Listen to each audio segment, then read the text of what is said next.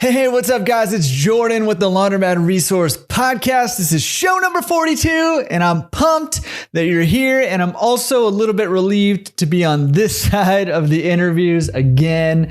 No, I'm just kidding. Last week, if you missed it, Peter Mayberry, former guest of the podcast, interviewed me for last week's show. So if you haven't checked that out, go check that one out. laundromatresource.com/show41, where you can find that. But today, I'm very excited for you because we have author and forum superstar Jason Dodge on the show today. I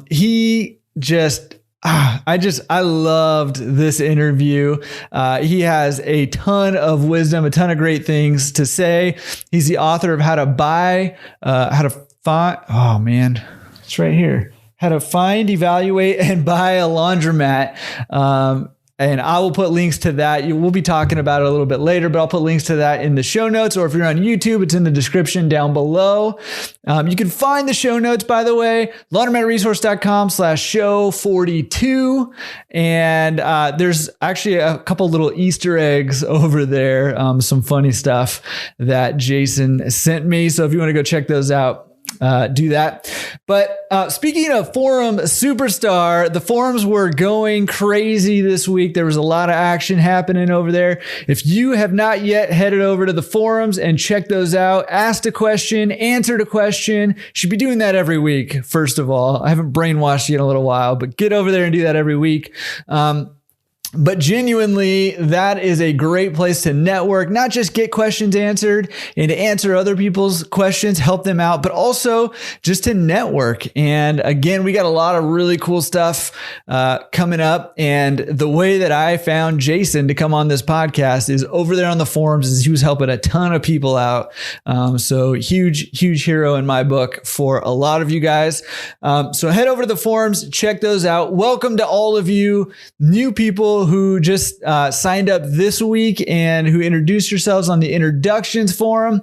Man, just so much cool stuff happening over there. Very, very excited and super glad to be a part of that. Hey, there is something a little bit different that I'm going to start doing starting this week. Actually, it's kind of a soft opening for this, I guess. But head over to laundromatresource.com if you want to jump on board this very first one. If you're listening to this like within the first day or two, this episode's coming out. I'm going to start doing webinars every single Thursday. So that'll be at 4:00 Pacific time, also known as Best Coast time, or what is that? What did I say? 7:00 East Coast, also known as Beast Coast. Yeah, I guess time. So 4:00 on Thursday Pacific time, 7:00 Thursday East Coast time. They're going to be live webinars. You will get a chance to ask your questions over there. I'm just really looking forward to it. I think it's a great way for us not to just get some information across, but also have some cool interactions as a group. So again, soft opening this week. So if you're listening to this right away, head over there and join us this Thursday. That's February 11th, 2021 for our very first webinar. All right. I'm excited about that. Another little tweak that I'm making is, I don't know about you, but I'm kind of tired of hearing the advertising company ad, Laundromat Resource Marketing ad that comes on the podcast. And I started thinking about it, and I just decided that from now on, if we're going to have any kind of ad, whether it's for something that we're doing or someone else is doing, it's going to be a value first ad. And the whole point of the ad for me is, one, to give you exposure to people, resources, services, equipment, whatever that is going to be beneficial to you first and foremost. And the way that that ad gets delivered to you also needs to be beneficial. So we're not just wasting time. It's not just a commercial. It's something that's actually adding to your journey, your experience with Laundromat. So with that said, we're going to introduce a little segment in place of the ad. It's going to just be quick marketing tips. I'm going to be doing some of them John, who's the head of marketing for Laundromat Resource Marketing, will be doing some of them. We'll do some of them together, but hopefully that'll be a better tweak for you guys and bring some more value. All right, let me know what you think about it. And with that said, let's roll into this week's marketing tip. Hey, what's up, guys? It's John here, head of marketing, and I'm here for your marketing tip of the day. And it is simply this. I need you to be easier to find than your competition. That means here's what you need to do. You need to go claim your Google My Business. If you already have it, I need you to update your Google My Business weekly. Add photos, add posts, and keep that bad boy updated. I also need you to update your website. If you had your website built in the early 2000s, it is time to update that. If you don't have a website, it's time to get one. They are pretty cheap and pretty easy to get going, so do that. And lastly, be where your customers are. If your customers are on Facebook, get your business on Facebook. If your customers are on Instagram, get on Instagram. If they're on TikTok, it is time for you to start dancing on TikTok in your laundromat. Make sure you check out laundromatresource.com/getonline. All right, have at it, guys. You got this. All right, without further ado, let's jump into it with author and Laundromat Resource Forum superstar, Jason Dodge. Jason, thank you for coming on the show. How are you doing, man? I'm doing awesome. How are you, sir? I am doing great. This is honestly, man, this is an honor for me. I have been looking forward to this one for a long time for a few different reasons. We'll get into, some of those later, but one of them is you have been just killing it on the forums and helping tons of people out. I just been blown away. And I, as I started reading your forum posts, I was like, this guy's got to come on the podcast. So here we are, man. This is awesome. I've been doing this a little while and there's some questions. If I can add some value, I will. If I can't, I just more or less keep my mouth shut. So yeah, I'm happy to help out. That is a rare skill, my friend. Rare skill. But I want to hear about some of this wisdom and experience that you have in a second. But before we do that, can you give us a little bit of a background about who you are and definitely kind of catch us up until you get into laundromats? Before I jump into me, I just want to thank you for doing this, and not for doing this with you and me, but just for doing Laundromat Resource and doing these podcasts and talking to people. And it's weird because you're on these Facebook groups and you're commenting on stuff and you see these names, but you don't really know who they are or how long they've been in business or whatever. But, I feel a lot closer to all those people, even though I've never even spoken to them directly, but because I saw them on a podcast or listened to them and I kind of have a little bit of their background. I feel, I could call a Ross Dodd, and I could call Peter Mayberry, or I've already spoke to Dave Menz, I can just call these people and I feel like I know them already to a certain extent. So I think that you're taking this huge community and you're kind of shrinking it down.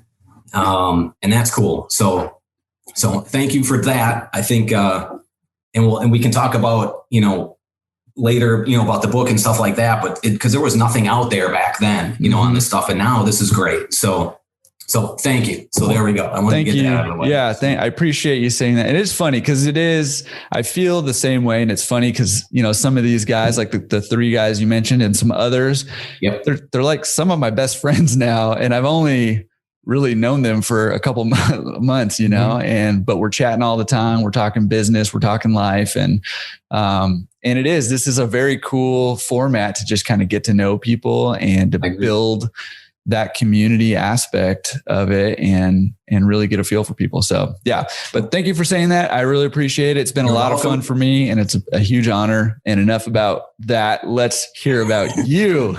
Right. So me, I'm a regular guy. I'm married. I've been married. My wife and I, we met. She was 18. I was 20. I'm 48 now. So we've been together a long time. We have two kids, Carson and Aiden. One is a sophomore at UW Wisconsin, Madison. So he's a Badger. He's in the business program in there. He's doing very well. My younger son's a senior in high school, just got accepted at Madison. All right. UW Wisconsin. So direct admit to the business program. So we're super proud of him.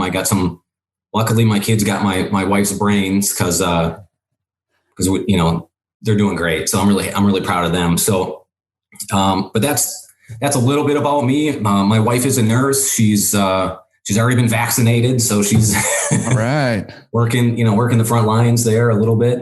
She's mostly in surgeries, but she's also helped out with some of the COVID stuff. So, but that's a little bit about me. So I've been in the laundromat business for 13 years now, I think.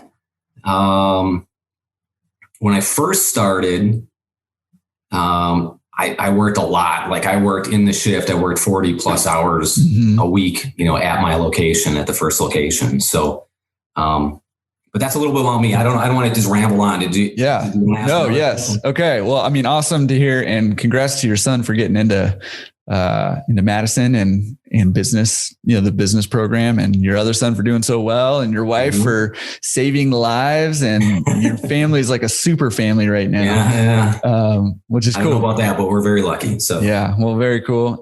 Okay. Well, let's back up from where you left off a little bit. And I'm always curious as to how people get into this business, because it's kind of a random little business. And I think it's coming more to the forefront right now. Like it's happening right now, but up until, I don't know, 6 months ago, this is beginning of February, 2021, up until about 6 months ago, it was pretty much off the radar, and I think COVID's really put a spotlight on it. So tell me about why laundromats, and how'd you get into this crazy business?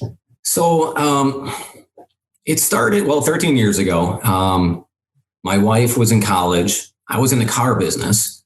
We just had our 2 boys, and the car business just really consumes a lot of your time. So I was working, I'm sure 50 plus hours a week. There's always a sale. You never have a full weekend off. You're working every Saturday. It was starting to wear on me. So I did finance. So when you buy a car, I'm the guy that arranges the loans or the leasing for you, does all the contracts and stuff like that. Getting a little burnt out on the industry. I thought to myself, I'm like, man, I want to go work for a bank. So I want to be the guy on the other end of the phone when I'm calling to get deals approved. I want to be the guy that's the underwriter that's approving the deal. And I had a ton of contacts, and I'm like, oh, banks got 2 weeks vacation, and they have all this stuff, so I'm like, this is where I'm going to go do that. So I go on some interviews. I come back to work the next day. Well, this goes on for a while. One of the days I come back to work, and my boss is like, did you go on an interview yesterday at a bank? And I'm like, no. What do you mean? I didn't go on any interviews, trying to, because I didn't get hired. I'm like, I don't want to get let go. By the end of the day, or maybe the next day, I was fired. I was gone. So somebody saw me there interviewing, ratted me out, and I was gone. So then I'm just like, oh, what am I going to do now? So I had a couple rental properties. I had filed for unemployment. I was on unemployment, and I started thinking to myself, I'm like, I got 2 young kids. I don't remember if they were in T-ball yet or not, but they were starting to get into that sort of some of those things. And I'm like, and I don't want to miss that stuff. I want to be around for my kids. So I'm like, I'm going to start a business, and really just blindlessly, just kind of looking at franchises. And there's like this radiator business that I almost bought into, I should say. It was a franchise, and just kind of exploring everything, and bumped into a laundromat that's right in my neighborhood here in Wauwatosa, a little place. And and at the time, like knowing now, I'm glad I didn't, pursue that one, because there's no parking, its upside was limited. It's not even in business. It's not even there anymore. But at the time I'm like, oh, this is great. I'm going to buy this laundromat. That's going to be the answer. Not realizing that little place, once I got into the numbers of the place, I'm like, man, it doesn't make any money. I'm like, well, this isn't my answer. What am I going to do here? And keep in mind, while I'm looking at these businesses, like I don't have any money. Like I got, I'm on unemployment. Yeah. My wife's in school working part-time. We got 2 kids, a mortgage, we got all that stuff going for us. So I'm like, all right. So I had a 401k and some of that stuff from the car business, but I didn't really have much of anything in the bank. So I just kept going. I just really wanted to be self-employed and kept going for it. So I'm talking to my stepdad about this laundromat that's right in the neighborhood. And he says, oh, one of my friends from high school has a laundromat and he's doing really well. I'm like, great. can I talk to the guy? He was like, I think he sold it. I'm like, I don't care. I want to talk to the guy, because I don't know anything about this business. And I need to figure out, I need to know if this is a business worth going into. And he's like, oh yeah, I'm pretty sure he's selling the place. He goes, well, that was a while. I'm sure it's sold. I'm like, okay, whatever. I want to talk to him. So he reaches out to the guy, and the guy says, yeah, come on out. I think the next day or whatever was Thanksgiving Day, and he was closed. And he's like, well, I'm going to go there and I'm going to be cleaning, just doing some stuff that we can't do when all the customers are in the store. Mm-hmm. So my son and I will be there, and come on in and I'll tell you about it. Great. So I go in and I'm just helping him move like top loaders, and he's scrubbing the sides of the machines because all the soap that's spilled in between the machines, and, he's mopping the floor and everything. And we just start talking about the business, and he's like, yeah, it's for sale. I had a guy that was interested, but he couldn't come down with the money, or I don't know, something happened. And we just started talking, and all of a sudden, like, I'm getting, profit and loss statements from the guy, and I'm trying to find money. And, it just, somehow I managed to buy this place, and it was way more than like, I went from looking at a little place that was unattended, that was netting like $400 a month, to this business that's 4,500 square feet, tanning beds, dry cleaning, wash and fold. And, it's got employees and all of this stuff. Not what I was looking for at all, but somehow I ended up getting it. I mean, I had to cash out my 401k, which is maybe wasn't the best decision. Now they got these programs, and actually they had these programs then where you could borrow money from yourself. Right. And I'm just like, I don't know how I'm going to pay myself back. Like, I'm going to have to work there all the time, and it just kind of, I had no idea what I was doing. I just jumped. And I bought it. Were you still on unemployment when you bought it? I ran out of unemployment literally the week that we closed. So I think you get whatever you get. It might be 6 months or something. And it's like $300 a week. It's a lot of money. So but we needed every penny of it. I mean, I wasn't working and didn't have much money in the bank. So it saved us, it bought us some time.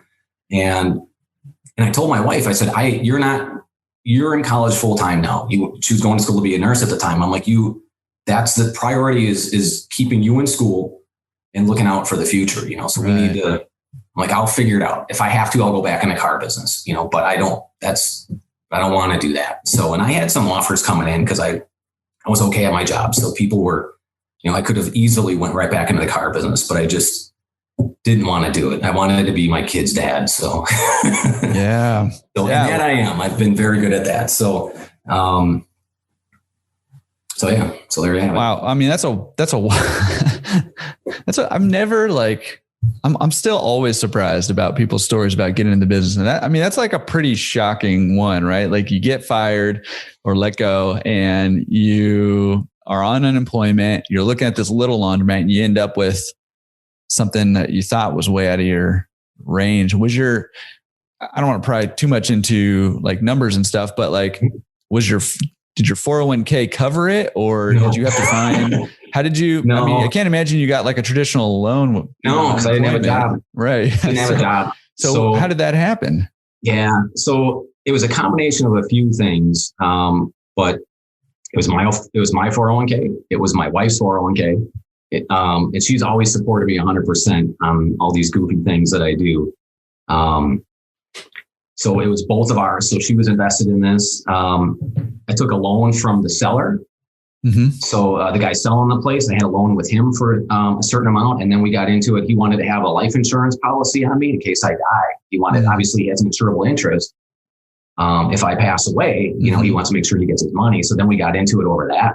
So he ended up we agreed on him putting a mortgage on one of my rental properties. And he's like, well, I'll just put this mortgage on there. And then if you pay me off, I'll take the mortgage. I'm like, fine, we'll do that. So more or less just kind of a placeholder on the title. And I raised some private funds from family. And a combination of those 3 or 4 things, and I probably hit my credit cards and, all of that stuff. So I don't know how I pulled it off, honestly, but it somehow worked. And that is, I love that though, because, it's like, look, you wanted to be a dad for your kids, right? Like you wanted to be at home and you knew you had an option, but it wasn't an option that was going to give you what you wanted in life. Right. And, I think a lot of times we get stuck in, you can either have a good job that has a lot of money, or you can be present for your family, or, there's a lot of either ors, right, in life. And we feel like we have to choose one or the other. And my initial question is always, okay, well, how can I have both? Right. Like I want both of those. I want a good job and I want to be there with, see my kids grow up and be a part of their lives and make good memories together. And how can I have both? And I love that you dug deep. I mean, what you did was risky,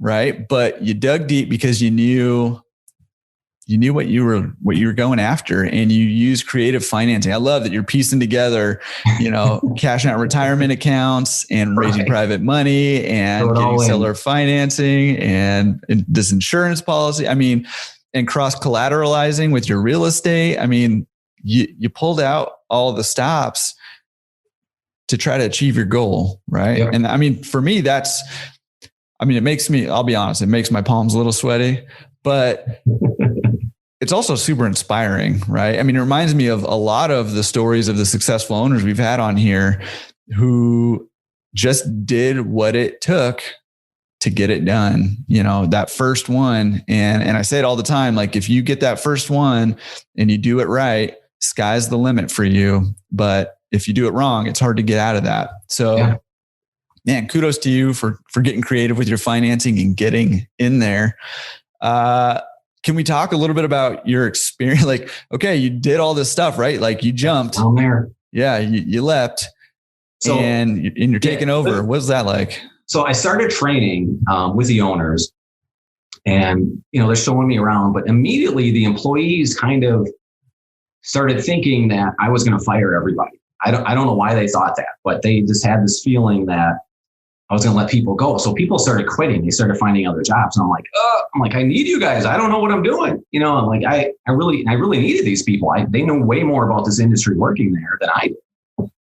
I didn't know how to fold clothes or work a cash register or any of that stuff. It's like, I'm good with people, because I've been in sales. I'm good with numbers because, I was in finance, but I don't know how to fix a washing machine or, any of this stuff. So people started quitting and I'm like, well, I'm just going to take their hours because we have this big debt service now that we have to take care of. Going through the numbers 100 million ways, I knew I was going to have to put in time anyways. To get through our first few years because the business was doing really good, but with the new debt and everything, it wasn't really making much money. So I'm going to have to grow this business somehow. Mm-hmm. And to kind of give you a picture of what the place looked like, it was really dark and dingy.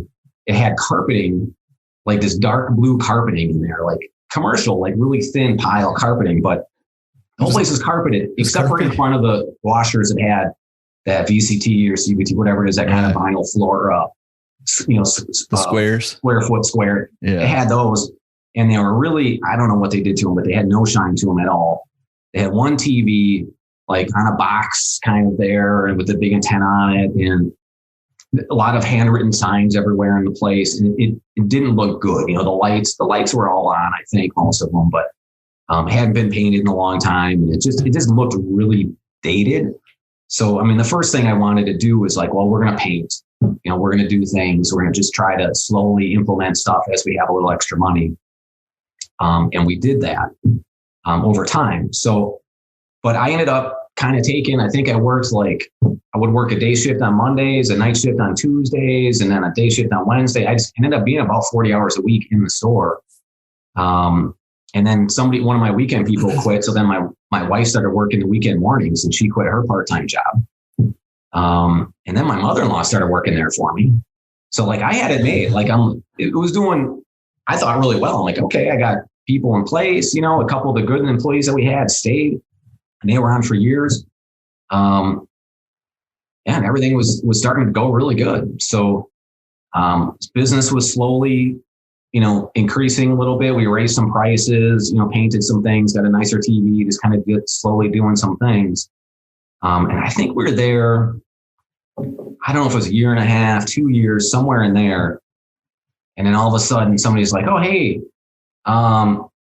there's a new laundromat getting built down the road. Did you see that? And I'm like, I like lost it.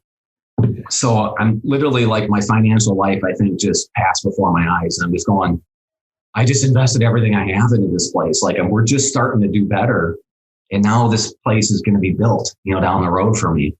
So I had to take a serious step back and just look at the business, and just be like, okay, what do we need to do to remain in business? And that's actually when I started writing my book. It was more therapeutic than anything. I was just kind of writing out how I was planning how I was going to survive this new competition. And then when I was still looking at other laundromats to buy, and I was telling buddies of mine, how I would analyze water bills and all this stuff. And they're like, you got to write a book about this thing. So that their influence kind of got me to write the book about all the other stuff. But that's kind of how that happened. So it took a long time for that laundromat to open. Like there's all these machines just sitting in a storefront for months. Maybe it was even a year. I'm sitting there. So at first when I saw it, I got so mad. I started calling every distributor I could find. And I'm like, who's building this laundromat? Like, I was just angry. I'm like, how dare you? We're going to go out of business. And I was just freaking out. And it turned out it was some distributor and owner, like, who happened to own this strip mall, but he has a bunch of places in the Chicago area. And he just happened to, he's like, well, I want to put a laundromat in one of my vacant spaces. And his distributor, I think, was from the Chicago area. So nobody knew anything about it. And, in hindsight, and now knowing what I know and having survived that, I'm not as worried about that anymore, but at the time it was, I was pretty scared. So that's a huge, holy cow, man. That's like, and that's it's almost like a punch in the gut, man. Cause you take this huge leap, you make this, it's kind of a risky move. You're putting everything into your business.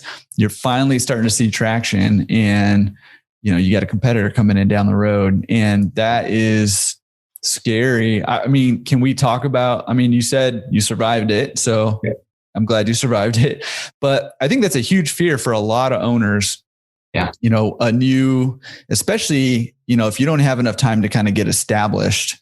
If you buy a laundromat that needs some work and you're kind of slowly putting some work into it and you're not quite where you want it to be yet, and another one's popping up, that's a bad situation to be in. And I think that's a fear of a lot of owners. And you just said you're not as worried about that anymore now that you've been through and survived it. So put us at ease, man. Tell us, why are you not freaked out about that still? Let me tell you what I did first. So okay, yeah. When I found out about it, I had to look at the business, and not knowing a lot about the industry, I just started asking my customers. I bought a bicycle. I put it up on one of the bulkheads, and I had a card printed up from one of the print houses in the neighborhood, and it just had some questions on it. And then there's comments on it. And some of the questions were like, how do you feel about our van pricing? Do we need more washers or dryers? Do we, and are we clean? And I just kind of asked a bunch of questions. And then if they answered the questions, they put their card in the box and they had a chance to win this bike. So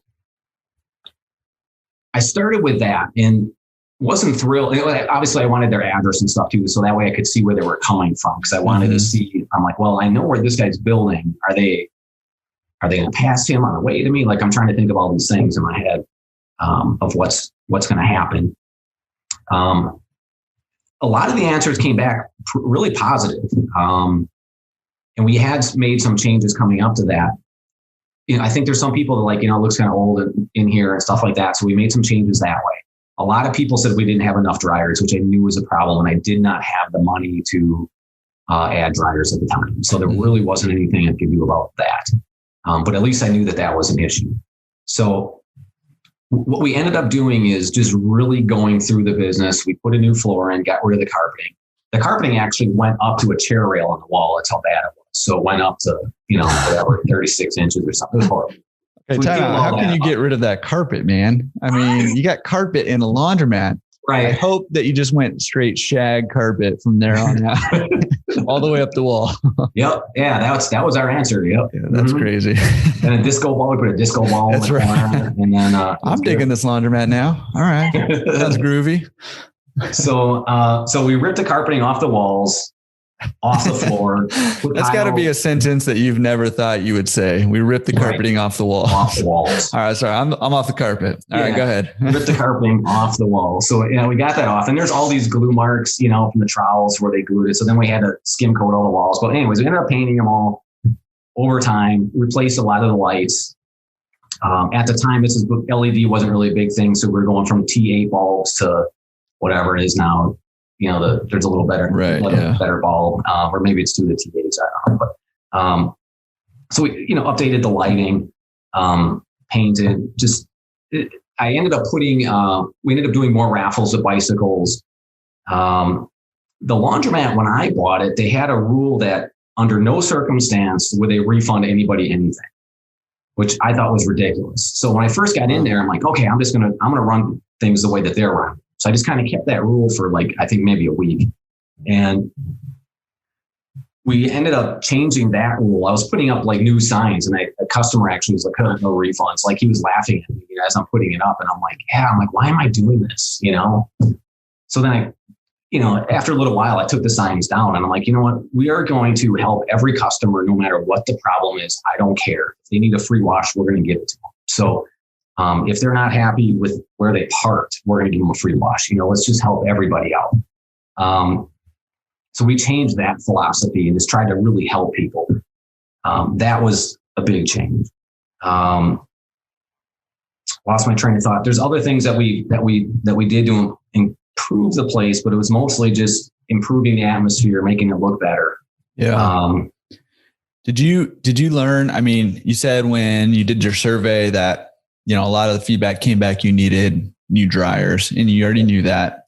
Did you learn anything else? Did anybody say, hey, you need to get rid of this carpet? I'm stuck on the carpet. No, nobody said that. Yeah. They probably loved it, man. Right? They probably loved it. I know I would have. No, but did you learn anything? Did anything else stand out from that survey? Nothing else comes, I think I put the answers in my book actually, but and I don't remember off the top of my head, but there were little changes that we made to help people with that. But the dryer thing, we just got better at managing the dryer problem, and we had more wash capacity than dry capacity. And now, in building the new store, I think that you should always have 10% more dry capacity than wash. You shoot for 110%, on your dryers versus your wash. And you always want to have a couple more dryer pockets than washer pockets. And that is to alleviate those backups at your dryers.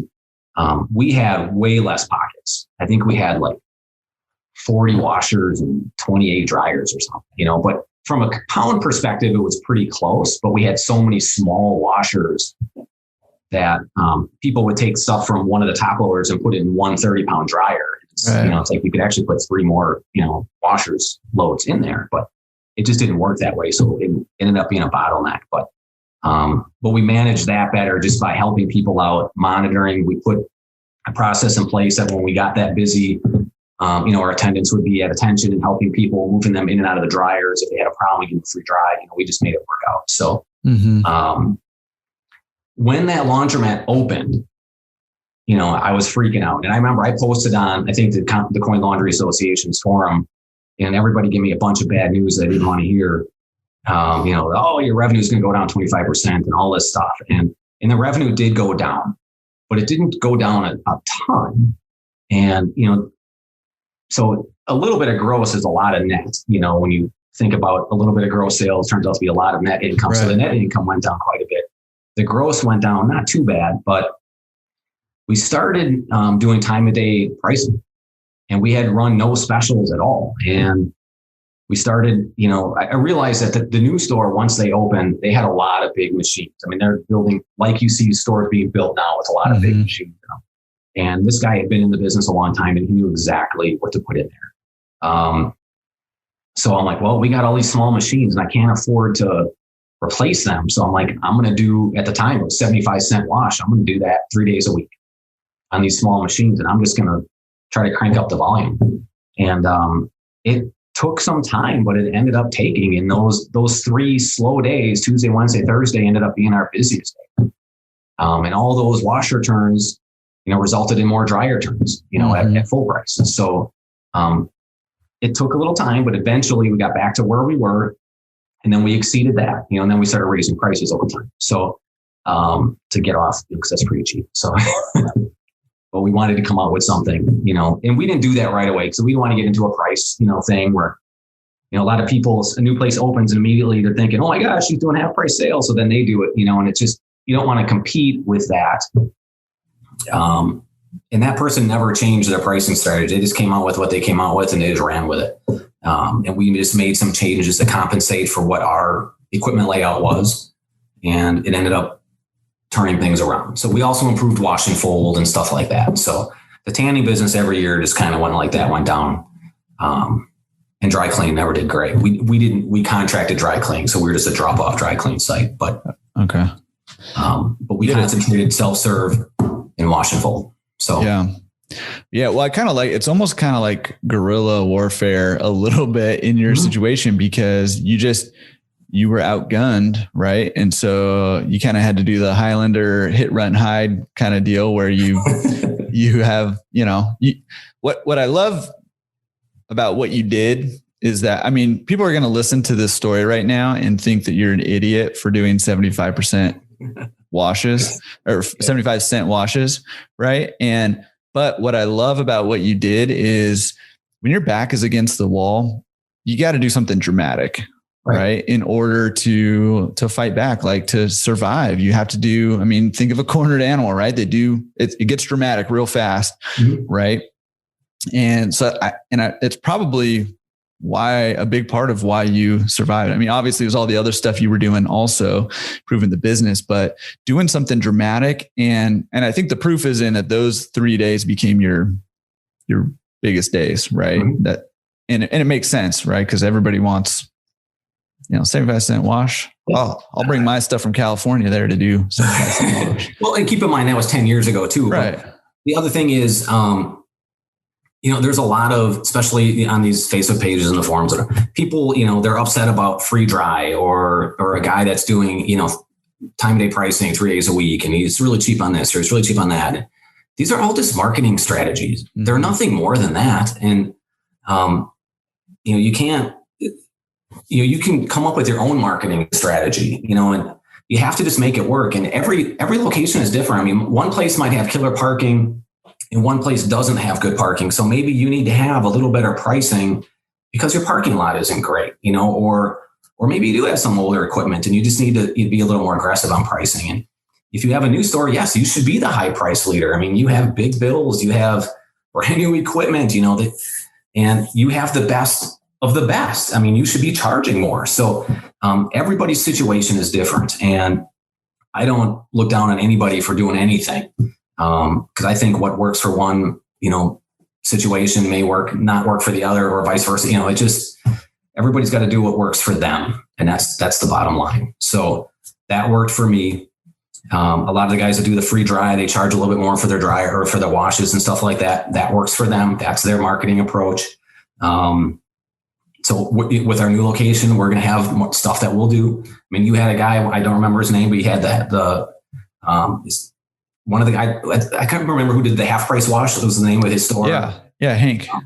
So what was his name? Hank.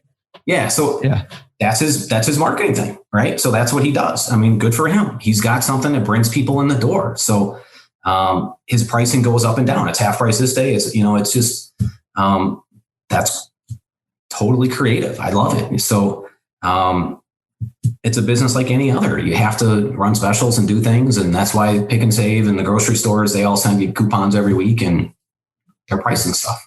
So yeah. And I'm glad you said that too, because obviously we all we'd all love to be the price leader and to be able to do that and to command those prices. And I think you can get there.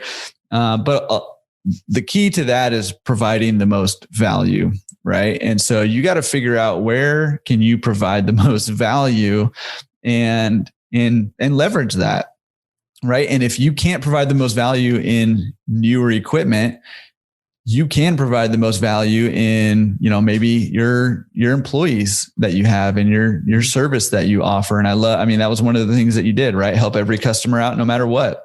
They don't get a good parking spot, let's give them a free wash, whatever it takes, right? Because that's providing the most value, right? And so I love that you said, hey, it's all marketing strategies and, different things work for different people. And our goal, and like you said too, like you did it for a time and you've raised prices over the years and you get to where you're trying to go. But sometimes early on, and I think it's easy for people who are now kind of in the flow of successful things to forget how it was when you're scrappy, trying to pull yourself up by your bootstraps and some of the things that they had to do, and now they just remember kind of where they're at now. And it's funny you say that, because I feel like I'm still having to be scrappy and do whatever it takes. So, this new location, like it's no different. It's so much more expensive. You would think I know all this stuff, right? I wrote a book on it and all this, but building this location, I've learned so much, so I've been, a student of the laundromat industry for 13 years now, and I'm continuing to learn every day. And this build I'm learning every day, and sometimes very painfully, just as I've learned all through my life by the, having to pay for that lesson. But it's interesting. So I still feel like I'm totally still the little guy who I feel like I'm still being scrappy and having to do whatever it takes to get there. So, because this location is no different, I feel, than the first one. Like I'm throwing everything at it. And we're going to make it work. We're going to be scrappy, and we're going to, but now we can utilize technology. We can really have some good promotions, so we can do, these app-based systems, you can do anything. So it's just, it's a different ball game now, but yeah. Well, let's talk about that build in a second, because I want to hear about what you have been learning. I know you're not through with it yet, but that process a little bit, but just to kind of put a pin in this competitor story. Can you just kind of fill us in? Like you said, business did drop for a little bit and eventually it can you give us like a timeline on what that was like? I don't remember exactly. And when he first opened it, it can take them about a year to ramp up to where they're going to be, or even 2 years. Right. So we didn't notice it right away. And when he opened, I'm like, I don't even notice it. But then that slowly, I think it was maybe it was about a year, and I got a horrible memory. So I'm really bad at dates and times and all that stuff, but our business was pretty stable, but then it was slowly trickling off. Mm-hmm. And then all of a sudden one day I'm like, man, the bills are getting really tight. And that's when I kind of noticed that we were down. And then it just seemed, I could see the trajectory kind of slowly going down. So that's when I started freaking out a little bit and started doing the time of day pricing and stuff like that. So we were probably about a year into it with that competitor before we made pricing changes.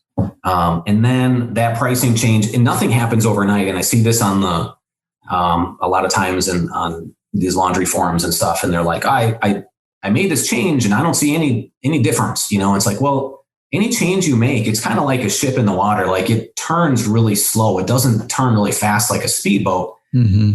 It takes time for these changes to take effect. So, that new laundromat took a long time for that to turn, to get customers. And then we slowly kind of felt the effect of that. And then when we made pricing changes, it slowly turned to our favor back again.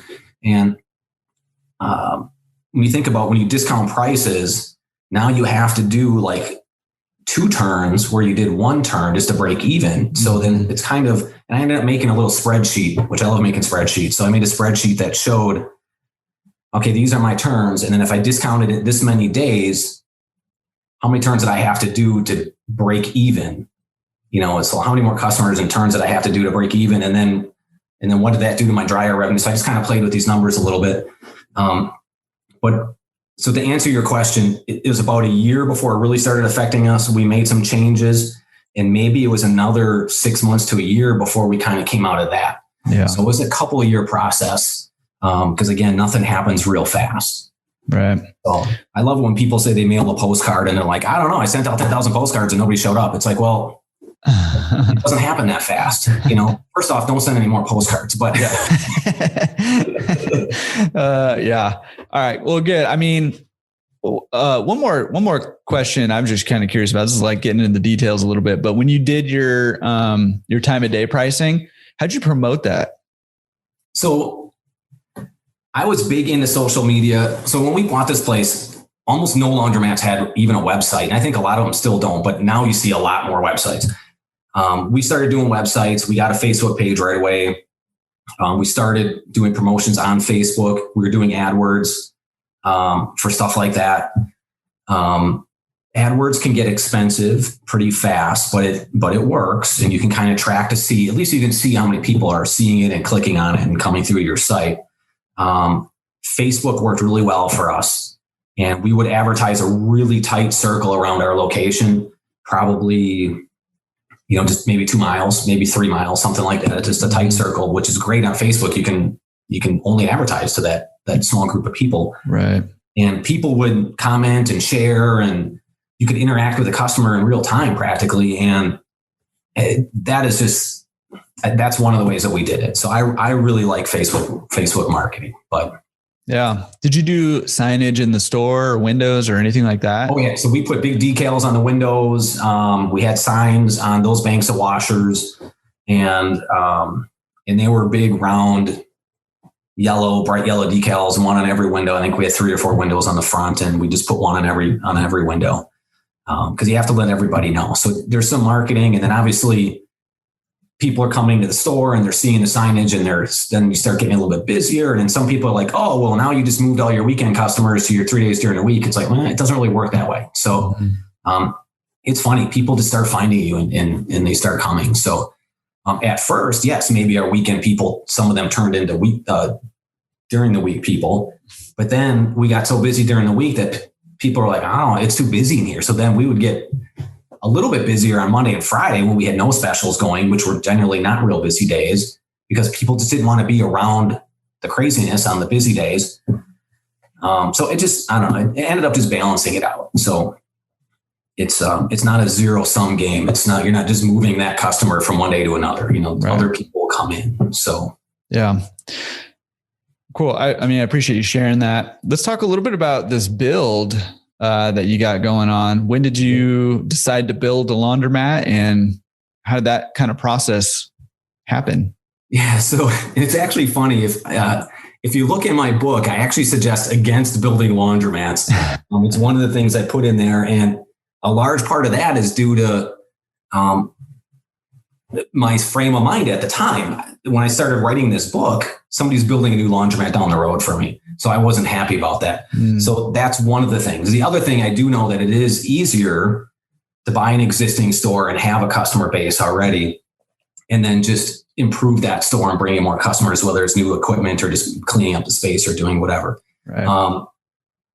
And I didn't have the money, and I feel like I still don't have the money, but I didn't have the money then even think about building a new store. So I'm just like, it's very hard to build a new store, and you have to, so I just kind of put that in the book, and it is very hard building a new store. But knowing what I know and learning, throughout the years, and seeing what other people are doing, and kind of becoming a student of this, I'm really big at getting to know other laundromat owners. And I just go in and talk to them. If I see dude's car in the driveway or in the parking lot of his store, like I just pull in and I'm like, hey man, what's going on? How are you doing? Oh, how's business? And especially guys that have new stores or newer stores, I'm talking to them because I want to see what are they doing? Why are they successful? Are they more successful than I am with my older store? What are they doing? And over time, I started to learn that they were doing pretty good. So it was very expensive to get in, but they ended up doing really well. So I started to look into that. So I ended up selling one of my locations about a year ago. And long story into that, my wife and I were thinking we still are thinking having a place up north. and in the northern part of the state. And that place is very management heavy. And I'm thinking, well, I'm going to sell this place. It might take a couple of years to sell it. And then I'm going to buy a couple of smaller laundries that are a little easy to manage. And, that way we can go out of town more and live the lifestyle that we want to live. Well, laundromats just don't come up for sale in Milwaukee. So it just doesn't happen often. I've tried to buy just about every single one that came up for sale, and I've struck out, man, time and time again. We can go in all those stories if you want, but there's a lot of ways that laundromats that didn't turn out that way. So I was just looking in the timeline last night. About a year ago, last February, I first saw the building that I'm building in now. And I didn't know if I would be able to afford to build a laundromat or not. I was talking to a friend of mine who has about 10 laundromats. And he's like, why don't you just call my banker buddy. He does SBA loans and other loans, and just see, just talk to him and see if you think that, if that's a fit for you or not. And I wanted to, I lease space now. I wanted to own the building because I just know that that's the better route to go long term. There's more exit strategies, when it comes time to sell and things like that. You don't have to worry about somebody raising your rent and all that goofy stuff. So I wanted to buy the building, and I didn't know if I would be able to afford it. So I ended up talking to the banker. We talked for a while on the phone. I said, he wanted all these documents and taxes and bank statements and all that. So I just downloaded everything over to him. And he called me back. He goes, Jason, I think we can do it.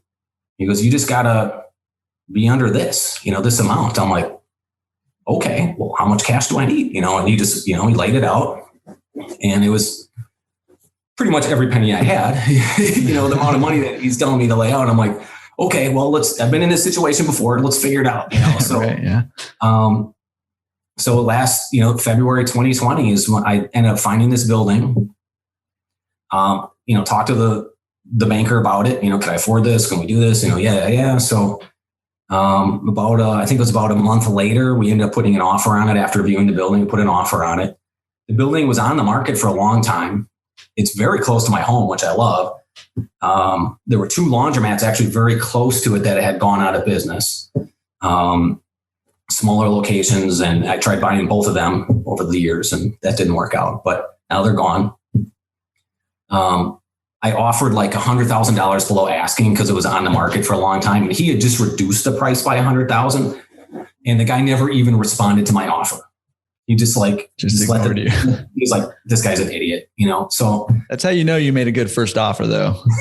Right. So I'm like, if he snaps it up right away, then you're like, dang it, I should have gone. So I'm like, all right, well, I guess he doesn't want to sell to us. So started looking at other buildings, and nothing else was coming up.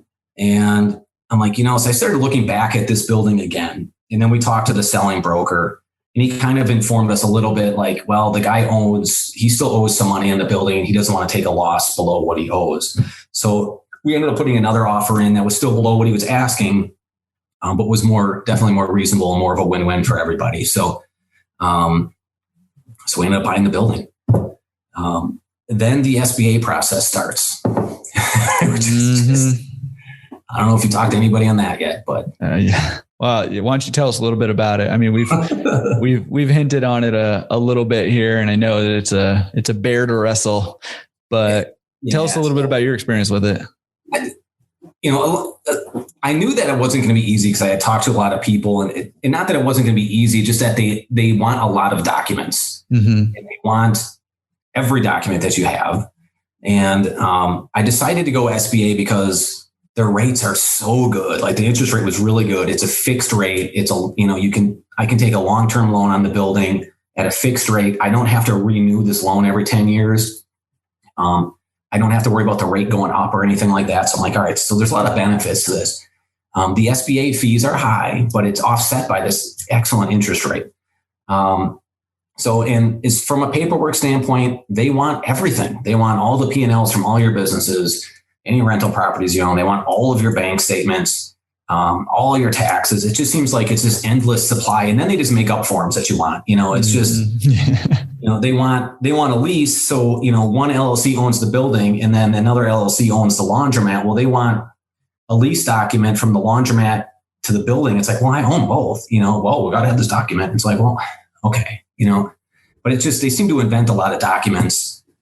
And it's just kind of a long, grueling process. And then the COVID thing didn't seem to help because everybody was working at home, and it just seemed to slow everything down. Everything just kind of slowed down. And the loan officer that I had was excellent, like super nice guy. I still call him on the phone just to talk sometimes because he's a great guy and was very helpful. But he's, there's just a lot of documents. It's just part of what he has to do. So we had some problems coming up to the closing with appraisals. With the COVID environment for a while, the appraisers will not go into a property. So I'm like, well, how can you appraise something if you don't go in it? So we had some problems with, like, they wanted to appraise my house. So, but they wouldn't go in it. I'm like, well, so the appraisal came in short. And I'm like, well, you guys, you got to go in my house. We had to overcome some of that stuff. But we ended up closing, and it took a while. We closed September. So sometime in March, we had that accepted offer, and then we ended up closing on the building beginning of September. So it was a process. It took a while. And then we had to start the permitting process. So, right. Same thing. It's another COVID thing. I don't know if all the inspector people, I know they are for the city of Milwaukee. A lot of them aren't. You leave a message and then they call you back. So they're not even in their office. They're at home. But it just took forever for our plan review to get approved, for our plumbing permits to get approved, our HVAC. I mean, we just got HVAC permits a couple of weeks ago. I mean, it's been forever, it seems like, but but we're going through it, man. Baby step in it. Step. Is there any timeline that you have right now? I mean, whatever it is, we can throw it out the window, I'm sure, but is there? I'm hoping, so it's the beginning of February right now. I'm hoping to be open middle of March.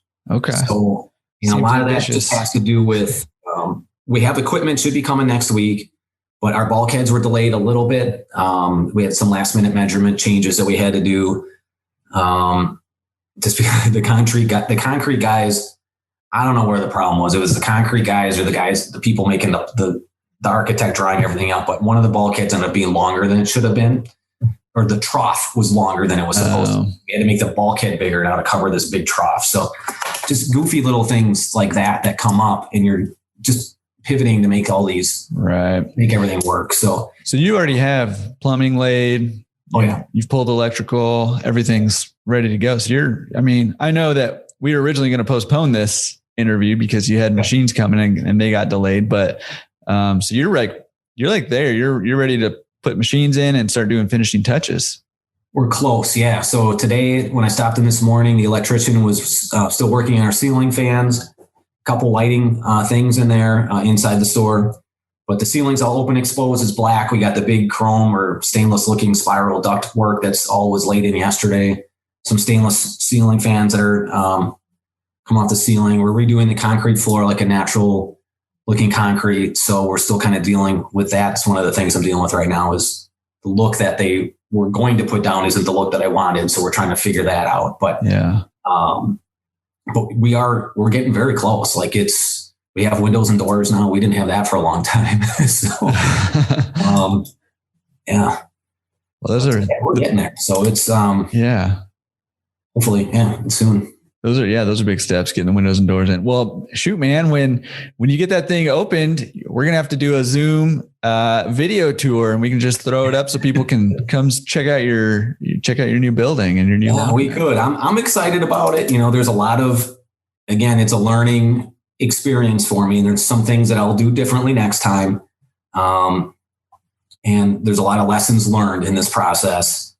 And something that we probably did, I don't know, 30 or more equipment layouts, like going this way, going that way, mixing the machines up. And you want to have your big machines. And I've heard this on your podcast too. So you want to have the big machines right by the front door. So people come in, I remember this over the years. Is this your biggest machine? And they plop everything down right there. So you want that biggest machine as close to the front door as possible. So that's what we were shooting for. But then we're trying to work around these posts or poles that are holding up the beams, and you got these posts in the building. Support beams, yeah. And you're trying to work around that. And then when we were doing the demo, the floor was so bad in half of the building that we had to completely rip out the concrete floor and pour a new floor in half the building. So in order to save money there, we moved one of our bulkheads from where it was going to be, where we were going to be cutting in new pads and the plumbing, and we moved it over to the spot where the floor was bad just to save money. So that kind of messed with our floor plan kind of last minute. We had to make some changes that weren't ideal, but I simply couldn't spend any more money. So we had to just find ways to make it work. And that was one of the ways to make it work. So there's all these little shifts like that.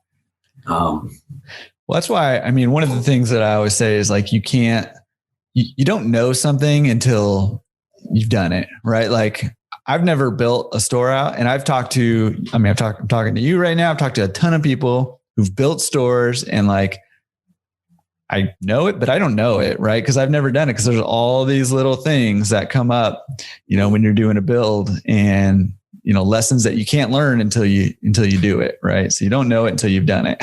And I honestly thought that was and I feel like I still am mentally prepared for everything, but I knew that people had problems, and you just can't explain it until you're in the middle of it. So, I mean, I'm doing my best to not get upset when these little things come up, and just try to just roll with the punches and just, okay, that happened. So now we got to do this. What are we going to do to make that work? And most of the stuff comes up in your demo. That's when you realize, oh, yeah, the ceiling doesn't look good, and we want to have an exposed ceiling. Well, how are we going to fix that?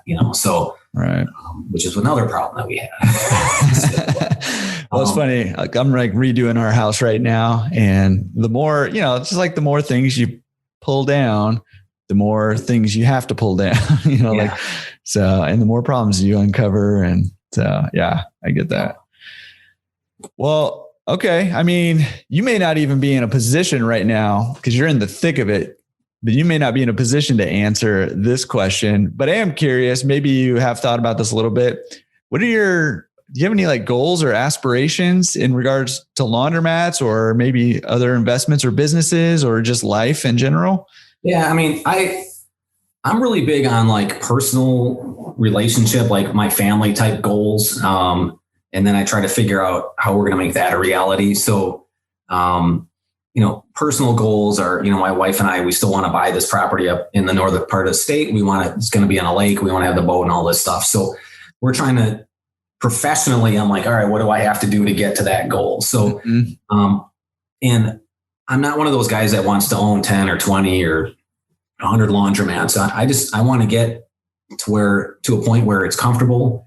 I have a very good work-life balance where, I'm working a good amount of hours, but I can still get away when I want to, and do the things that are important in life, with family and things like that. So I don't, professionally, I'd like to maybe build out a few more stores. We'll see. Is that, is it having 5 stores? Is it having 7 or 8 stores? I don't know. So, I don't know. My goals are kind of changing. All I know right now is I'm already thinking about building the next one, but I also know I'm like, man, where am I going to get the money to build the next one? Haven't you learned already? That's irrelevant. Like it doesn't, right. It's a relevant question. The money just shows up. I hope so. Yeah. I've been planting money trees, and I'm just waiting. So when the snow melts, I don't snow. What is that? I heard, man, people are getting hammered with snow right now. It's crazy because it's 70 degrees here and sunny. I might go to the beach later. I don't know. Right. Yeah. Might be too hot. I'm not sure. Thank you for that. I went for a walk today because it was sunny outside, regardless that it was 20 degrees, but I'm like, I'm going to go for a walk. It's sunny. It's a nice day. And we've had so much snow over the last couple of weeks that everybody's sidewalk is getting narrower and narrower. And the new building, the parking lot, that once had 20 parking spaces, now has 10 because it's just filled with snow piles, to the point that I literally have a front end loader coming this weekend, and we don't even need parking yet because we're not open, but it's in the way of other stuff that we're trying to do. So I'm like, I'm going to have a front end loader come and move snow out because And that's going to be a problem next year. So I can see that already coming where we're going to have, cause I can't lose parking spots. You want to have enough parking spots for during your peak hours. Right. There's nobody fighting, parking on the street and all that stuff. So, so we're going to be moving snow next year for sure. Yeah, holy cow, man. I mean, just a foreign concept to me. Yeah. Well, I want to take a slight tangential detour to chat a little bit about, I picked up your book. It's called How to Find. I got one too. Hey, yeah, I'm going to mail mine to you so you can sign it and then mail it back to me. Right. It's called How to Find, Evaluate, and Buy a Laundromat. And I want to hear a little bit about, we've already kind of, teased it a little bit about what the inspiration was and all that, but I'm just kind of curious about, what was I'm going to sit down and write a book, and how was that process?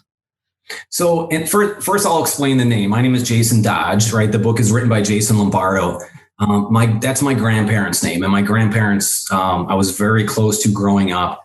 And my grandma Lombardo, I'm going to stand up for a second. She's actually tattooed on my arm. That's my grandma Lombardo there. If you're listening right now, I'm going to take a screenshot of that and I'll put it in the show notes so you can. Right. That's a cool tattoo. I like that. Thank you. So, so that's a family name, and that's one of the reasons I put that name on the book. So it's just important to me and my family, and I'm a family guy, as you know. So, so the inspiration again, it started with just somebody building the threat of me losing my business, I guess, kind of got me to start writing about how I'm going to survive.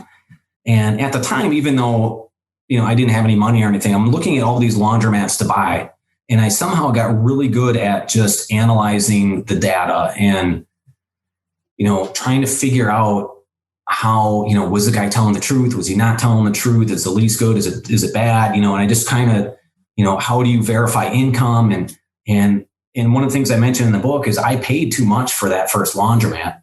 And the reason I paid too much is because I didn't know any better. Mm-hmm. And I didn't know I just took his word for everything. And luckily he was an honest guy and everything worked out just fine. But it could have gone so wrong, had I not, been so lucky. So I started kind of documenting the ways that I was looking at these different laundromats. And keep in mind, I struck out on like 99% of these. So, but I had like a networking group of buddies that I still go out to lunch with on occasion. And I would just tell them, hey, I looked at this business and, the guy says his revenue is this. So I ended up pulling his water bills and kind of backed into it. And I don't think he's being truthful about this or that. And they started, just jokingly, the friend of mine wrote a book about like how to run marathons or something. He's like, you got to write a book, man. He goes, it's so easy. I'll publish it for you. Just start writing it. I'm like, Joe, I don't even know how to, I don't know how to write. Like, I don't even like to read that much. And now I'm going to write a book. My spelling is so bad that the spell checker doesn't know what I'm trying to spell. That's how bad my spelling is. And sometimes it's frustrating. Now I'm so happy I have Google on my phone. I can say the word into Google and it'll just come up and I'm like, oh, that's how you spell it. So that's how bad I am. But so I thought it was kind of laughable that I was going to write this book, but I just started writing things down, just typing things down. And I was working at the laundromat, my first store. And I only had one store, at the time. And I still don't have much, but, I just, in my spare time, it'd be 9 o'clock at night. The store was clean. There's no customers. I'd open up the computer and I'd just start typing typing stuff out. And I don't know how long it took me. Not real long. It's not a real big book. And then my buddy was like, here, we'll have it edited and we'll have it. I got a cover guy for you and he'll design your cover and we'll make a Kindle version. And we published it.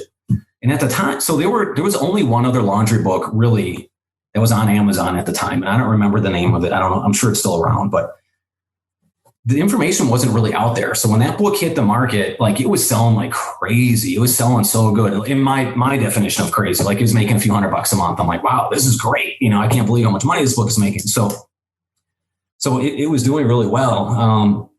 But then right away, somebody else wrote a book, and then the sales went down a little bit and then somebody else wrote a book. Now there's a ton of laundromat books and I like to read all of them. So when you were doing that especially with Dave Menz and all of those guys. And they're talking about today's Laundromat book. I mean, I bought it right that second while you guys were doing the thing. I'm like, I haven't read it yet, but I love reading all these Laundromat books. And that's what, if you're looking to buy one, you should read everything you can, especially books about laundromats. They're pretty quick reads. So yeah. Well, I mean, I think that's huge. I mean, I love that again, it's like you just kind of went out and did it. And I think that is awesome. I do think that even still, there's a lack of books, for laundromat owners and people trying to get in the industry. I think that there's a lot of room for more.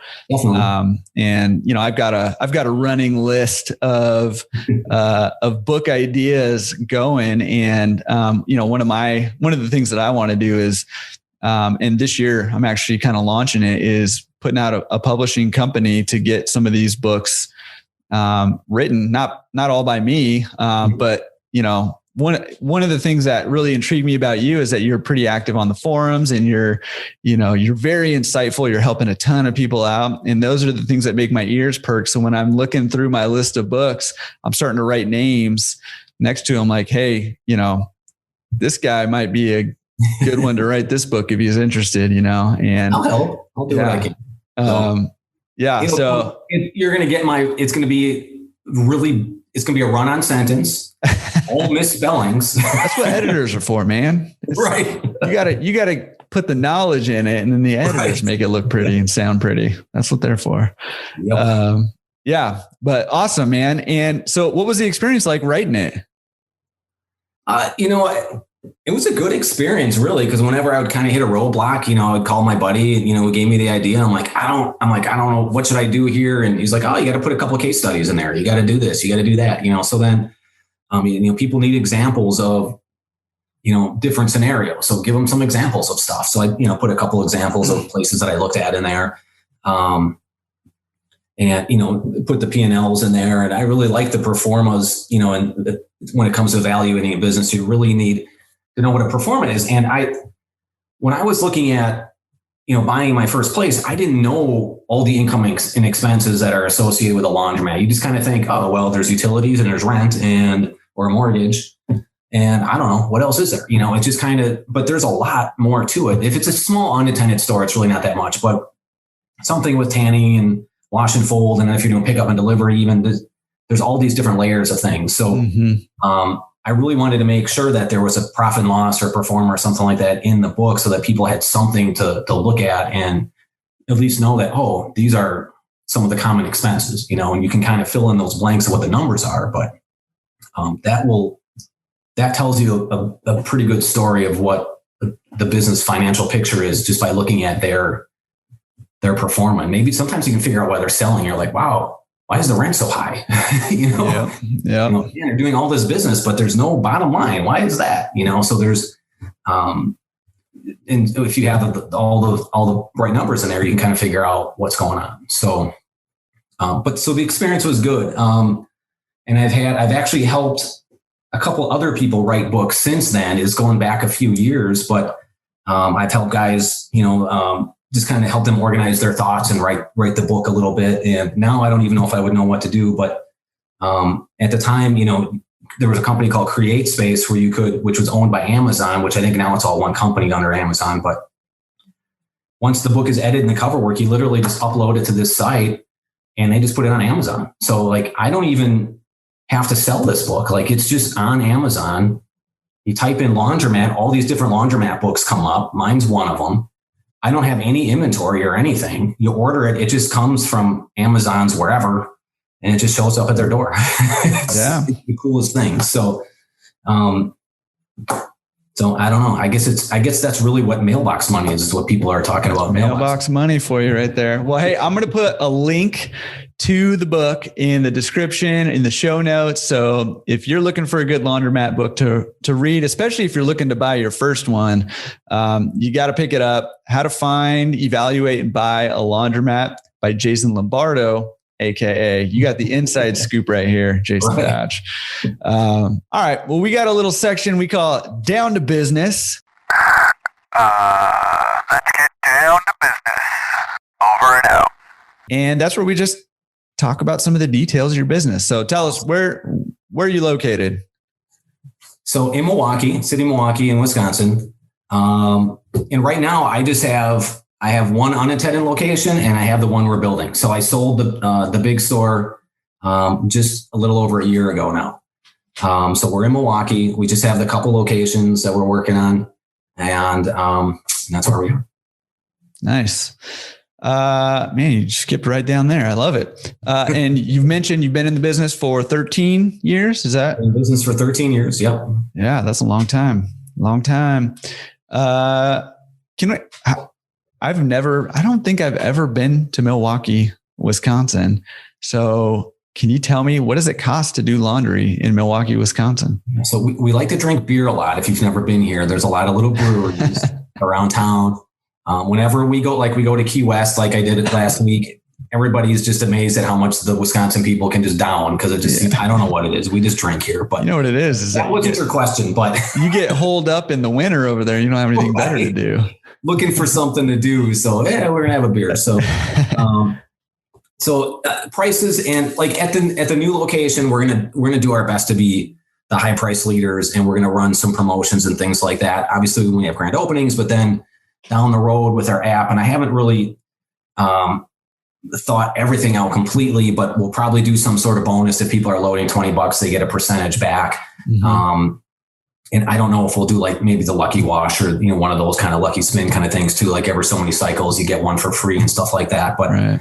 I want to make sure that we kind of keep it interesting. And I don't know if I want to do something that's kind of a rolling promotion, that it might be one day a week or 2 days a week, but it might be a different promotion each time. We'll have to kind of see how all that plays out once the software, once I get to learn all the software and all the fun stuff. But so vend prices, our double loaders, I'm thinking like we're going to be $2.75, $3 probably for a small front end loader.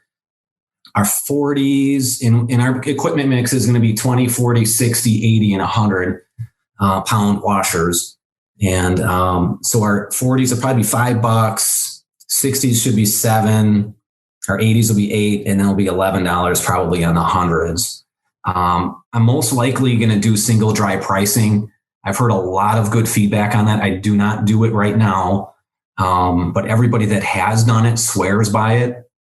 And you always get the people that come in and they want to dry one pair of underwear and they're upset that it doesn't dry for a quarter, and it's just floating around in this machine. And then you got to have the conversation of, why there's no friction and, so, yeah. And I end up just drying. I just keep putting quarters in there to dry their underwear anyways. But I think just with the single price vend, it's $1.50 to start that dryer, and it's guaranteed dry. So we'll have an attendant there. And if it's not dry, we're going to dry it for you. And with the high extract washers that we have, it'll probably be dry in 20 minutes anyways. So that'll be if they overload the dryer a little bit. So we're probably going to do $1.50 on the 30s, $2 on the 45s, and $3 on the 75 pound dryers. And that could change in an hour. I'm always, changing everything. So that's roughly what we're shooting for. Yeah. I mean, that's good. I've heard really great things. I don't do the single vend price or dry vend price. But I've heard great things too. And right. I should probably sit down at some point and work it through. Yeah, I think it's easier when you have a new location or maybe you put in new dryers or something just to start with it. Yeah. As opposed to take somebody that's paying, whatever they're paying per quarter, and then now they got to pay $1.25 or more. So maybe you start off a little less and it's $1 and then it's $1.25, $1.50, you kind of inch it up to ease people into it. So you're not upsetting your customer base. But the people that I've talked to that have changed over, they all seem to like it. So I don't know. I think the good offsets the bad, really. You don't have the guys putting in a quarter anymore because they have to put in $1.50, but they're happy because they get their stuff dry. So, yeah. I mean, can I ask about, for your store that's open, obviously, but can you give us a ballpark of like turns per day that you're doing over there? Yeah, we do like 35 turns a day. So no, I'm kidding. So what can you give me the address again? We're we're probably really close to what the national averages are for laundromats. And I haven't read that in a long time, but I think it was somewhere around 3.5, somewhere in there. We're probably right in that ballpark. Obviously, it varies on the different types of washers and dryers and things like that. Right. But and I haven't calculated it in a while. And I'm hoping that we do more than that in a new location, but time will tell.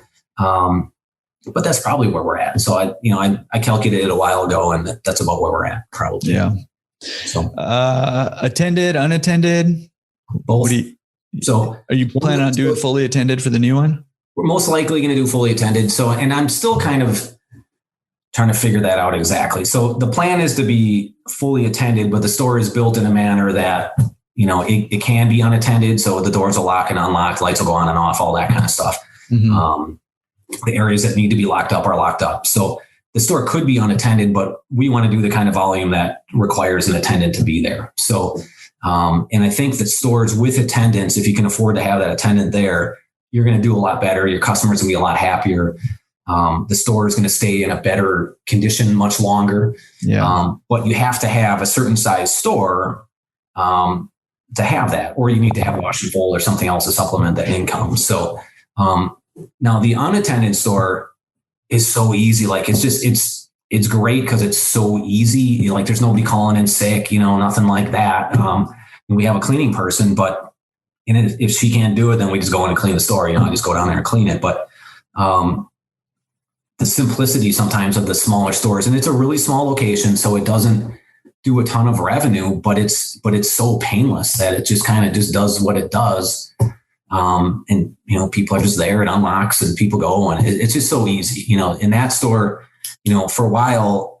In my initial thought when I had sold the bigger store was, I'm like, I'm going to own some more of these smaller ones, but obviously that didn't pan out. But it's just the simplicity with some of the smaller stores is great. So it's, you work 2-3 hours a week, and it's probably, sometimes it's more than that because I fix all my own equipment, but it's just so easy compared to dealing with attendants and everybody else. Well, that's the whole dream, right? Of people wanting to get in the business is easy peasy, not too much time, and does what it's supposed to do, and right. But it is not passive. There's all these people that just think that it's passive income, and you have to work at it. So, and I say like, oh, that one location doesn't require much, but that location doesn't do a lot of revenue. So it doesn't, it's a smaller store.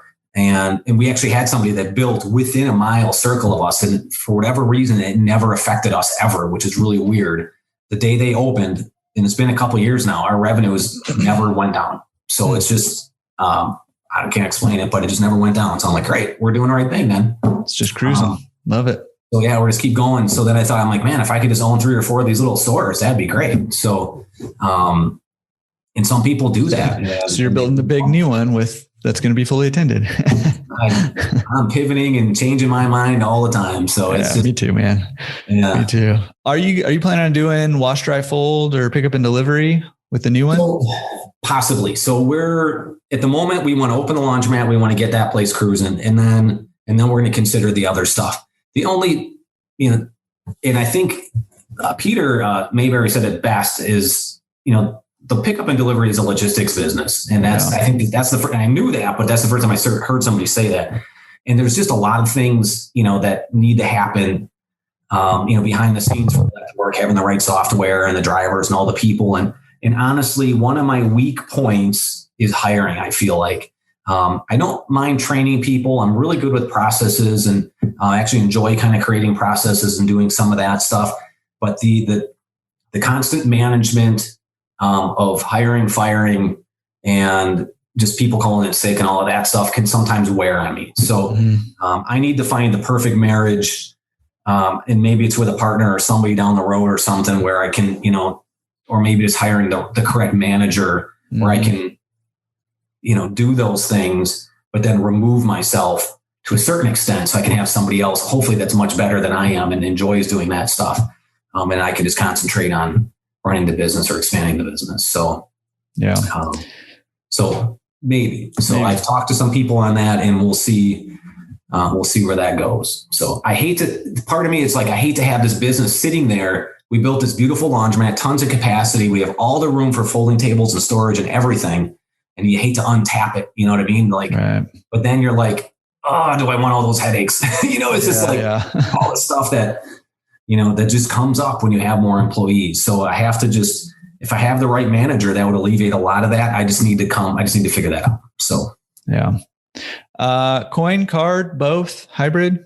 Yep. So, both, I guess. So I got, we have an app-based system and quarters, at the small store. The new store will be quarters and dollar coins, and an app-based system. So, what I love about the app is we can run it a lot like a card store where we can run promotions, and, we're going to have a promotion when we open that'll drive people hopefully towards that app. And I know that we'll never get 100%, and we'd be lucky probably to get 50% on the app base.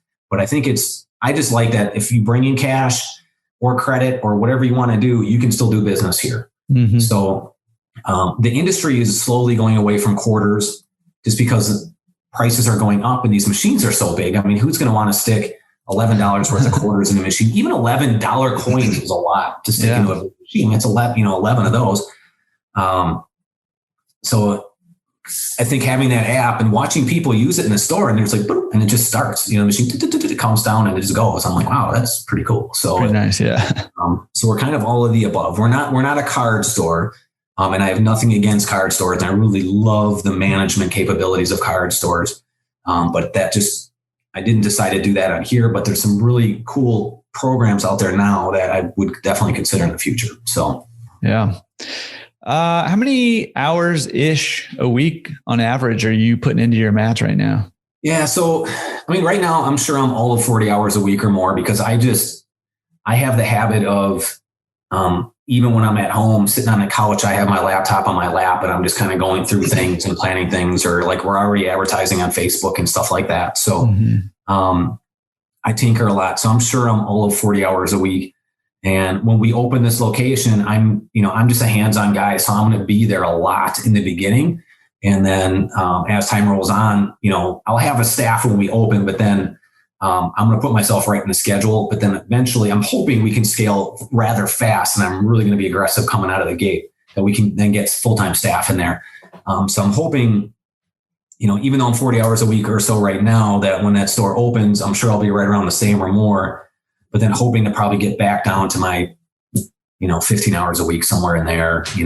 I'll be at that store every day for a couple of years. That's just what I do. So, but then I need to find a way to get into another store, which requires time. So, yep.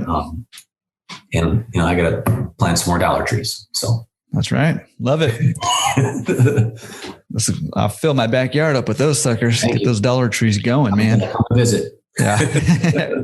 come dollar picking. We got a section I like to call Secret Sauce. Listen up. It's the Secret Sauce.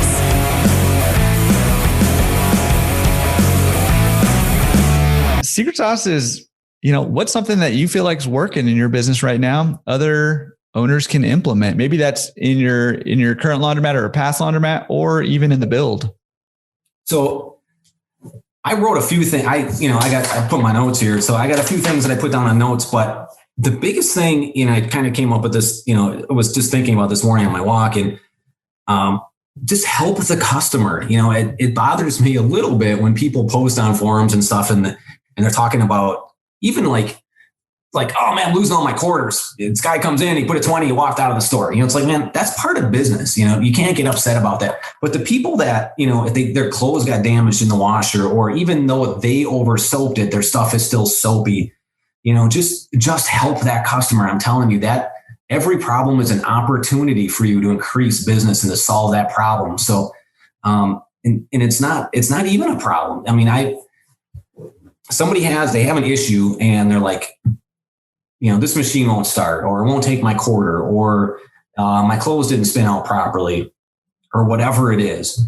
Don't ever judge that customer, whether they did it to themselves or not. Just help them out and then educate them. Be like, oh, well, let's take a look here. Let me put you in another washer just in case it was my washer. But, oh, wow, this is really soapy. How much soap did you put in there? And just kind of talk to them really nice. Hey, man, I'm going to put this in another machine. I'm just going to rinse it and spin it real quick while you're talking, and just kind of like, oh, thank you so much. And they're like, hey, you know what? I'm going to dry that for you too. Oh, you're going to dry it for me too. they go home and they tell their friends and their neighbors and everybody else, and you just turned a $20 to $30 a week customer now into a $60 or $90 or $120 a week customer because they told that all their friends are now coming because you were such a nice guy and helped them out and didn't accuse them or judge them, based on whatever. So I just always believe in going the extra mile and helping people. And even if they're coming in to get change and, they're walking out, I'm like, hey man, you bring comforters back someday, okay. Just kind of, hopefully they'll be a customer someday. And losing quarters is just part of business. So that's going to happen. But so don't sweat the small things. Help everybody that you can. That's the secret sauce right there. Otherwise, we've already talked about this, doing promotions, advertising. You have to advertise your laundromat. It's a business. So just do it. And stop sending postcards. It's not working. So advertise your laundromat, right? But not with postcards. Postcards have I don't even know what it's down to. It's between 1% and 2% is your rate of return on a postcard. I'm not saying that's not, it just seems like a colossal waste of resources, just sending all that paper around, and then 99% of the people throw it away, so, where social media, you can see how many people click through to your site or how many people commented or shared, and you get that real time kind of satisfaction and knowing that it's working. So there. Yeah. That's my awesome secret sauce. We got another section we call Pro Tips. Pro Tips. Pro Tips is for the newbie who's maybe looking to buy their first laundromat. So other than, the ultimate pro tip obviously is go buy the book. There might be one or two pro tips. One or two. Yeah. The pro tip is go buy the book. And again, there's a link in the description, in the bio, in the bio. What am I on Instagram? Link in the show notes for you to go pick that up. It's a good buy. So go grab it. So other than that, I appreciate that. Thank you very much. Honestly, you're doing a great job, but just networking with people, reaching out to people. So one of the things that I've done is I drive around the city and I'll walk in the laundromat and I'll talk to the owner. And as soon as they realize that you're not a threat, and you're not trying to build a laundromat across the street from them, they'll usually open up. And, sometimes I'm just like, hey, just I'm going to say, hi, how you doing? I'm Jason, and then going to once we get out of the COVID stuff, hopefully the distributors will start having their school, their events where they bring people in and they have their specials and stuff. Well, then you can network with other owners there, get to know people, get to know the distributors, the repair guys. The repair guys are the ones that know what's working and what's not working around the city. Get to know them, ask them questions, drop them a card. Hey, man, if you got anything that's coming up, let me know. Or if you see a place that's being neglected, just, let me know. I'll send the owner a card. I'll try to call them. And there's ways to get in there. So networking is important. I'm just naturally kind of, I think, good at that because I just like talking to people, but read everything you can. Now there's more stuff out there, even though it's not enough, there's still more things now than there ever have been. We got this podcast. There's all the literature that you have. There's guys that are coaching. There's all these books. The Coin Laundry Association, has materials and white papers and things, that you can do. And so there's just a lot of information out there, and nobody's right or wrong. Everybody has a little bit of a different approach on things. And I don't know everything. That book doesn't teach you everything. And some of my early comments were that, well, I'm kind of disappointed he didn't tell me what kind of equipment to buy. I'm like, well, that's the whole Ford versus Chevy thing. I'm like, I don't know. A lot of them are good machines, and everybody has an opinion on it. And I don't want to jump in the middle of that. So, so I don't talk about, if you're looking for the best equipment, you need to make that decision, and you need to go around a laundromat and just use some machines. Which one is user friendly? Which ones are not out of order? That's how you kind of make your decision on that stuff. So there's some pro tips, I think. Yeah. Awesome pro tips. Appreciate it. You got any resources you'd recommend to anybody to help them grow their business or to help them grow personally? Yeah. I'm besides your book, which is the ultimate resource. And I don't read a ton, and I listen, I even have a hard time with audiobooks because I'm like, man, this guy can't read, but, or I don't like his tone of voice or something, but, I don't really have much to give you there other than all the things I just listed, a second ago, just networking and reading other laundromat books and things like that. If this is the business for you, you just need to reach out and suck in all the information that you can, and just take it in like a sponge and learn from everybody. So I could tell you, oh yeah, I love the Rich Dad Poor Dad or the 7 Habits or whatever, and those are all good books, but I don't really, I'm not a big reader, so. Yeah, no, that's fine. Yeah. Well, man, Jason, this has been awesome. Again, I've been looking forward to doing this for a really long time. And thank you for just adding so much value over there on the forums. I know it's been helping a lot of newbies out over there. And I follow all the threads over there, and I'm reading through them, even if I don't comment on all of them. Mm-hmm. But you just have a lot of really, really great things to say. And so I really appreciate you coming on and sharing some of that stuff on here. But if people are listening to you, maybe they've read your book, maybe they're picking up your book, which you should, by the way, pick up the book, go to Amazon or just click the link. Go to the website. Yeah. And, but if they want to get in contact with you, maybe they have some questions for you, or they want to hear about your build, or they just want to say thanks for coming on the show, or whatever the case may be. What's the best way they can contact you? I got a bunch of email addresses, but I'll give you the one for the book. So it's jason@howtobuyalaundromat.com. And our website is howtobuyalaundromat.com. So I am Jason at howtobuyalaundromat.com. And you can email me and I'll get back to you. It might take me some time. Just depends how busy I am. But I'm happy to share any information. I've talked to a lot of people, and even in California, there's been a couple buyers I've kind of worked with and did some coaching with, and kind of got to the point with that where I had to make a decision as like, do I start charging for this or do I not? And, and I ended up just stopping it because it was consuming a lot of my time and I wanted to concentrate more on my stuff. So, but I am glad to help in my free time when I can. I get a couple days a week where I can sit down and answer questions on the forum or respond to some emails. So I'm happy to do that. So they can reach out to me if they wish. Awesome. And I just wanted to quick little plug. He has been awesome on the forum. So, if you're over there on the forums, go ask some questions over there, and maybe Jason or some other, veteran owners over there will come help you out with your questions. Or even if you're a veteran, get that mastermind feel going where you're having discussions about your business so we can all elevate our games. And also just a quick reminder on the website over there, if you click on people's names, you can send them a message now on the website. So yeah. Well, Jason, it has been truly an honor and a privilege to have this conversation with you. I really, really appreciate it, and cannot wait to get a video tour of your new build when that thing is up and running. Awesome. I'll be happy to do that. I'm excited about it. And I just want to say, I'm really bad at swearing, and I don't think I swore. I didn't want to get the Rick Rome disclosure at the beginning. Yeah.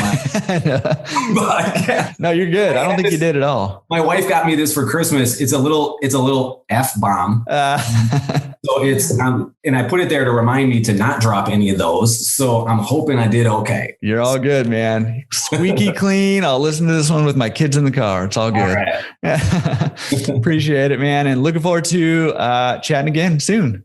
All right, cool. Thank you. All right. That was a super, super cool episode. I'm so humbled and grateful to be able to have this conversation with Jason. He just brought a ton of value. His story is insane. He bought a laundromat while he was on unemployment by cashing out 2 401ks. He's cross-collateralizing with real estate. He's using seller financing. There's a life insurance policy taken out on his life. And he used private money to get that first one. Like insane, but he got it done. He made it happen. And now he's building his 3rd location. He's got a book out, all this cool stuff. So man, super, super cool story and a ton of practical wisdom in there. Hopefully you got a lot out of it. I know that I did. And as every week, I want to encourage you, pick one thing to put it into practice wherever you're at on your journey, whether you're just researching now, go buy that book. Obviously, a link is in the description or at the show notes at laundromatresource.com/show42. Or, if you're further along in your journey, pick something that will help you move forward in your journey towards financial freedom through laundromat ownership. For me, my one thing, what I wrote down this quote that he said, every problem is an opportunity for you to increase business. And I know, with the laundromat, problems come up and they can be discouraging or time consuming or overwhelming sometimes. But I love that perspective shift of looking at problems as opportunities to increase business, whether that's my problems or the customer's problems. So my go-to takeaway is going to be looking for opportunities that are actually problems in disguise, or problems in disguise that are actually opportunities, whichever way that works out. I'm going to be looking for ways to identify customer problems and my own business problems and turn those into opportunities. I love that perspective shift. Jason, thank you for sharing that and everything else that you shared in this episode. Again, hope you guys got a ton out of it. I cannot wait to see you again next week. Thanks for being along the ride. We'll see you then. Peace.